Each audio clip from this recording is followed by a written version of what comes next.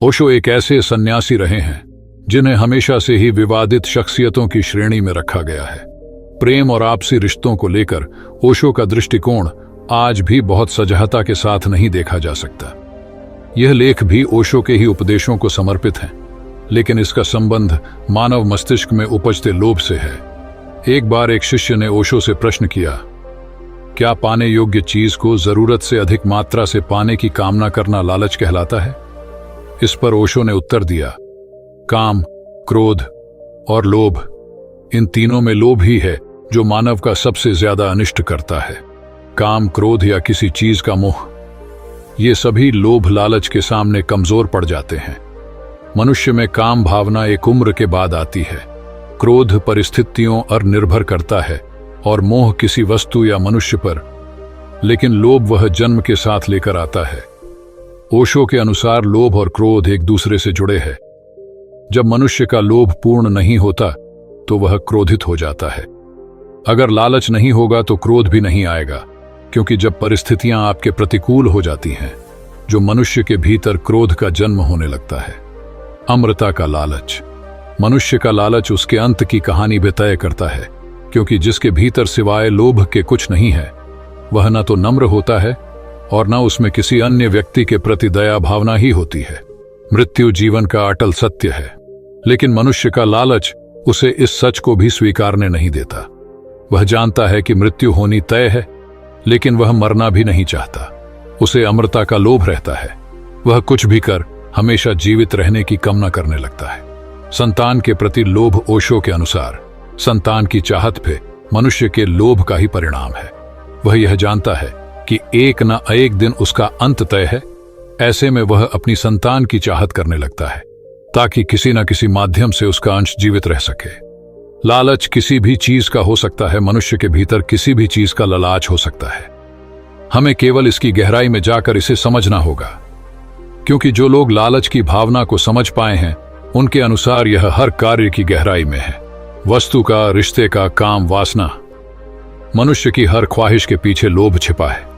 लोभ एक शब्द नहीं, भावना है।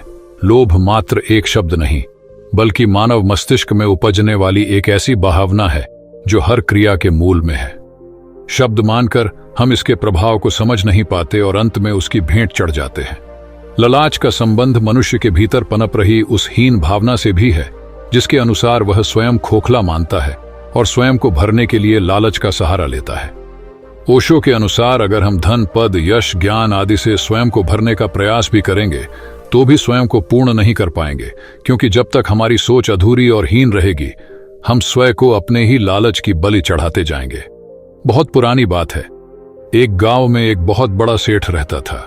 वह एक दिन कहीं जा रहा था कि अचानक उसका बटुआ गली में खो गया, तो उसने पूरे गांव में घोषणा करवा दी कि उसके बटुए में 5,000 रुपए थे और जो उसे लौटा देगा वह उसे 500 रुपए के इनाम में देगा। उसी दिन संध्या के समय एक बुढ़िया को उस सेठ का बटुआ मिल गया और वह उसे लेकर फौरन सेठ के पास आई। लेकिन सेठ को लालच आ गया और उसने पूरा का पूरा पैसा खुद रखने की ठान ली। इसलिए उसने बुढ़िया से कहा कि उसके बटुए में 5,500 रुपए थे और उसने 500 रुपए पहले ही रख लिए हैं। पर बुढ़िया को यह बात बिल्कुल अच्छी नहीं लगी और वो सीधा राजा के पास चली गई।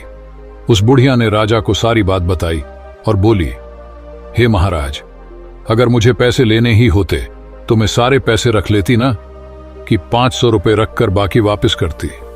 बुढ़िया की पूरी बात सुनकर राजा को शक हुआ कि सेठ बुढ़िया को धोखा दे रहा है। इसलिए राजा ने सेठ को एक सबक सिखाने के लिए सेठ से कहा, मैं समझता हूं कि यह बटुआ तुम्हारा नहीं है, क्योंकि इसमें सिर्फ 5,000 रुपए है, न कि 5,500, और हमारे पास 5,000 खोने की कोई शिकायत नहीं है। इसीलिए हम ये फैसला लेते हैं कि ये 5,000 वाला बटुआ इस बुढ़िया को दे देते हैं। हम बुढ़िया की ईमानदारी से बहुत खुश हैं, इसलिए इन्हें बतौर इनाम हम इन्हें 5,000 रुपए अपनी तरफ से भी देते हैं।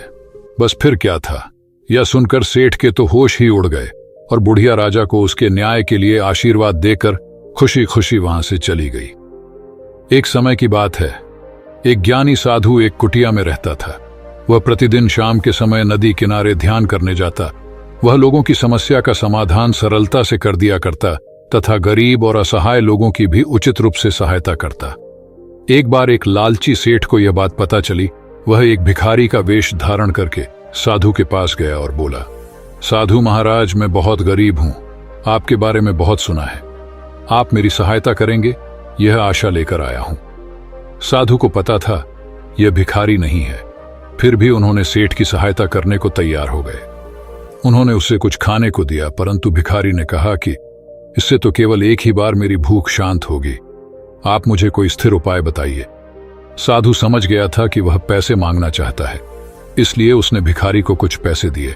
उन्होंने उसे कुछ खाने को दिया, परंतु भिखारी ने कहा कि इससे तो केवल एक ही बार मेरी भूख शांत होगी, आप मुझे कोई स्थिर उपाय बताइए। साधु समझ गया था कि वह पैसे मांगना चाहता है, इसलिए उसने भिखारी को कुछ पैसे दिए। सेठ पैसे लेकर वहां से चला गया। सेठ ने सोचा यह साधु तो बहुत मूर्ख है। वह फिर भिखारी का वेश धारण करके साधु के पास पहुंचा और बोला, महाराज, आपने मुझे जो धनराशि दी थी वो एक दिन में ही खर्च हो गई। आप तो ज्ञानी हैं, मुझे कोई ऐसी चमत्कारी वस्तु दीजिए जिससे मेरे पास धन की कमी नहीं हो। साधु को उस व्यक्ति पर क्रोध आ रहा था, परंतु वह अपनी शांति तोड़ना नहीं चाहता था, इसलिए उसने सेठ को कहा, नदी किनारे एक चमत्कारी पारस पड़ा है, उससे लोहा स्वर्ण बन जाता है, तुम उसे ले लो और अपना जीवन खुशी खुशी बिताओ। सेठ प्रसन्न हो गया और नदी के किनारे जाकर पारस ले आया। उसे पारस लिए कुछ ही समय हुआ था कि लालच ने उसे घेर लिया। वह पुनः साधु के पास गया और बोला, महाराज, आपके पास जरूर इस पारस से भी अमूल्य वस्तु है जिसके लिए आपने पारस त्याग दिया, मुझे वह वस्तु चाहिए। अब साधु के क्रोध की कोई सीमा नहीं रही। वह बोला, हे मूर्ख लालची मनुष्य, तुमने अब सारी सीमा पार कर चुकी है। मैं जानता हूं कि तुम कोई भिखारी नहीं हो, फिर भी मैंने तुम्हारी सहायता करने में कोई कसर नहीं छोड़ी, पर तुम दुष्ट लालच से इतने घिर चुके हो कि तुम्हें सुधारा नहीं जा सकता। मैं तुम्हें श्राप देता हूं कि। इतने में ही सेठ ने पश्चाताप की ध्वनि में कहा, नहीं नहीं, ऐसा न कीजिए, मुझसे भूल हो, मुझ अबोध को ज्ञान नहीं था। अब मैं समझ गया कि लालच बुरी बाला है। परंतु साधु ने उसकी एक न सुनी और कहा, तुम्हें भिखारी बनने का बहुत शौक है, न तो तुम अब अपनी धन संपदा खोकर भिखारी बनकर गली गली घूमोगे। साधु के श्राप के अनुसार अब न तो सेठ के पास अपना धन और न ही रहने के लिए स्थान था। अब वह गली गली भीख मांगता और लोगों को अपनी कहानी सुनाकर लालच न करने की शिक्षा देता। लालच का फल किसी गांव में एक गडरिया रहता था। वह लालची स्वभाव का था, हमेशा यही सोचा करता था कि किस प्रकार वह गांव में सबसे अमीर हो जाए। उसके पास कुछ बकरियां और उनके बच्चे थे जो उसकी जीविका के साधन थे। एक बार वह गांव से दूर जंगल के पास पहाड़ी पर अपनी बकरियों को चराने ले गया। अच्छी घास ढूंढने के चक्कर में आज वो एक नए रास्ते पर निकल पड़ा। अभी वह कुछ ही दूर आगे बढ़ा था कि तभी अचानक तेज बारिश होने लगी और तूफानी हवाएं चलने लगी। तूफान से बचने के लिए गडरिया कोई सुरक्षित स्थान ढूंढने लगा। उसे कुछ ऊंचाई पर एक गुफा दिखाई दी। गडरिया बकरियों को वहीं बांध उस जगह का जायजा लेने पहुंचा तो उसकी आंखें फटी की फटी रह गईं। वहां बहुत सारी जंगली भेड़ें मौजूद थीं। मोटी तगड़ी भेड़ों को देखकर गडरिये को लालच आ गया। उसने सोचा कि अगर ये भेड़ें मेरी हो जाएं तो मैं गांव में सबसे अमीर हो जाऊंगा। इतनी अच्छी और इतनी ज्यादा भेड़ें तो आसपास के कई गांवों में किसी के पास नहीं है। उसने मन ही मन सोचा कि मौका अच्छा है, मैं कुछ ही देर में इन्हें बहला फुसलाकर अपना बना लूंगा, फिर इन्हें साथ लेकर गांव चला जाऊंगा। यही सोचते हुए वह वापस नीचे उतरा। बारिश में भीगती अपनी दुबली पतली कमजोर बकरियों को देखकर उसने सोचा कि अब जब मेरे पास इतनी सारी हट्टी कट्टी भेड़ें हैं तो मुझे इन बकरियों की क्या जरूरत। उसने फौरन बकरियों को खोल दिया और बारिश में भीगने की परवाह किए बगैर कुछ रस्सियों की मदद से घास का एक बड़ा गट्ठर तैयार कर लिया। गट्ठर लेकर वह एक बार फिर गुफा में पहुंचा और काफी देर तक उन भेड़ों को अपने हाथ से हरी हरी घास खिलाता रहा। जब तूफान थम गया तो वह बाहर निकला। उसने देखा कि उसकी सारी बकरियां उस स्थान से कहीं और जा चुकी थीं। गडेरिये को इन बकरियों के जाने का कोई अफसोस नहीं था, बल्कि वह खुश था कि आज उसे मुफ्त में एक साथ इतनी अच्छी भेड़ें मिल गई हैं। यही सोचते सोचते वह वापस गुफा की ओर मुड़ा।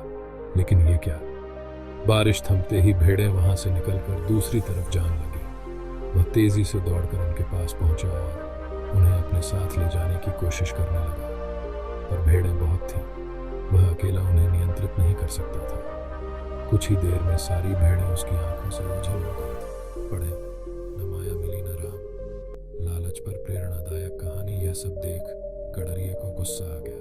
उसने चिल्लाकर बोला, तुम्हारे लिए मैंने अपनी बकरियों को बारिश में बाहर छोड़ दिया, इतनी मेहनत से घास काट कर खिलाई, और तुम सब मुझे छोड़कर चले गए। सचमुच कितने स्वार्थी हो तुम सब। गडरिया बदहवास होकर वहीं बैठ गया। गुस्सा शांत होने पर उसे समझ आ गया कि दरअसल स्वार्थी वो भेड़ें नहीं, बल्कि वो खुद है जिसने भेड़ों की लालच में आकर अपनी बकरियां भी खो दी। कहानी से सीख। लोभ का फल नामक यह कहानी हमें सिखाती है कि जो व्यक्ति स्वार्थ और लोभ में फंसकर अपनों का साथ छोड़ता है, उसका कोई अपना नहीं बनता और अंत में उसे पछताना ही पड़ता है। बहुत पुरानी बातें हैं। कंचनपुर के एक धनी व्यापारी के रसोई घर में एक कबूतर ने घोंसला बनाया हुआ था। एक दिन एक लालची कौवा उधर आ निकला। वहाँ मछली को देखकर उसके मुंह में पानी भर आया।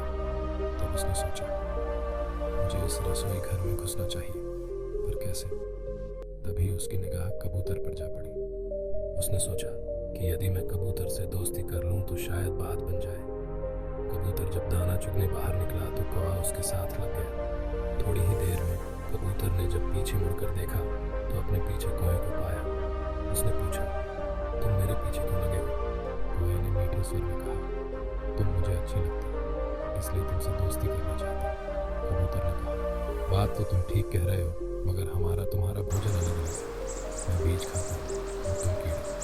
कौवे ने चापलूसी करते हुए कहा, कोई बात नहीं, हम इकट्ठे रह लेंगे। शाम को दोनों पेट भरकर वापस आ गए। व्यापारी ने कबूतर के साथ कौवे को भी देखा तो सोचा कि शायद उसका मित्र होगा।